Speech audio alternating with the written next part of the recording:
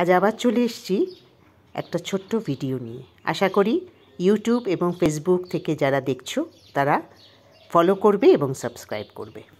চলো তাড়াতাড়ি করে রেডি হয়ে নিলাম। পতিদেব বলা মাত্রই রেডি।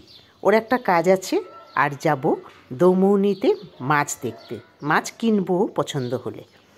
তো বেরিয়ে পড়লাম। বেরিয়ে পড়ে ভাবছি যে আগে ও একটু কাজটা করুক ততক্ষণ। তো রাস্তা দিয়ে যেতে যেতে একটা দেখলাম ওই বিয়ে বাড়ির বাজনা বাজে, এখানে নাচানাচি হয়।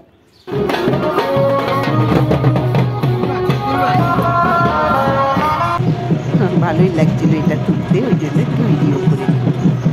এটা হচ্ছে আমাদের তিস্তা ব্রিজ, ওই যে ওর দিকটা রেল লাইন, আর এটা হচ্ছে রোড। কাছেই একটা মন্দির ছিল বাবা লোকনাথের, সেখানে ঢুকলাম। খুব ভালো করে দর্শন করলাম। এটা মনে হয় নতুন হয়েছে। খুব ভালো লাগলো কিছুক্ষণ এখানে কাটিয়ে, চারপাশটা দেখে ঠাকুরের কাছে তোমাদেরকেও দর্শন করিয়ে দিলাম ঠাকুরকে। চলো আবার বেরিয়ে পড়লাম। এখান থেকে বেরিয়ে যাব হচ্ছে দৌমুহনীর সেই মাছের বাজারে। আর এই যে ব্রিজটা, হাইওয়েটা, এটা নতুন হয়েছে, সেজন্য এইটা তুলতেও বেশ ভালো লাগলো।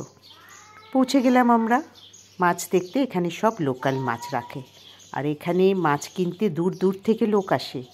তথারীতি আমরাও দাঁড়িয়ে পছন্দ করছিলাম। বরলি মাছের নাম তো সবাই শুনেছ, স্বয়ং জ্যোতি বসু এসেও কিন্তু বরলি মাছ খেতেন নর্থ বেঙ্গলে। তো মাছ টাছ কেনা হয়ে গেল। আজকে ঠিক করেছি এখান থেকে বেরিয়ে আমার এক ননদ আছে, ননদের বাড়িতে যাব। আগের কোনো ভিডিওতে হয়তো আমার এই ননদকে তোমরা দেখে থাকবে। তো এখান থেকে মাছ নেওয়া মোটামুটি হয়ে গেল। নিয়ে বরলি নিলাম, শোল নিলাম, নিয়ে বাড়ির পথে। আর ননদের বাড়ি আমাদের জলপাইগুড়ি। চলে আসলাম ননদের বাড়ি। আমার নন্দাই ভীষণ ভালো একজন আর্টিস্ট, সমস্ত ওর আঁকা এগুলো এক্সিবিশনে যায়। এবং ও কিন্তু ইটালিতেও যাওয়ার কথা হয়েছিল, কিন্তু সেই সময় করোনার সময় যেতে পারিনি। যাই হোক, একটু গল্প আড্ডা চা খাওয়া হলো। অনেক দিন ভাবছিলাম ওর বাড়ি আসবো, আসাও হলো। এই ননদেরই ছেলের বিয়ে। বেশ খানিকক্ষণ কাটিয়ে এবার বাড়ি ফেরার পালা। তোমাদের আশা করি ভালো লাগলে লাইক কমেন্ট করো। টাটা।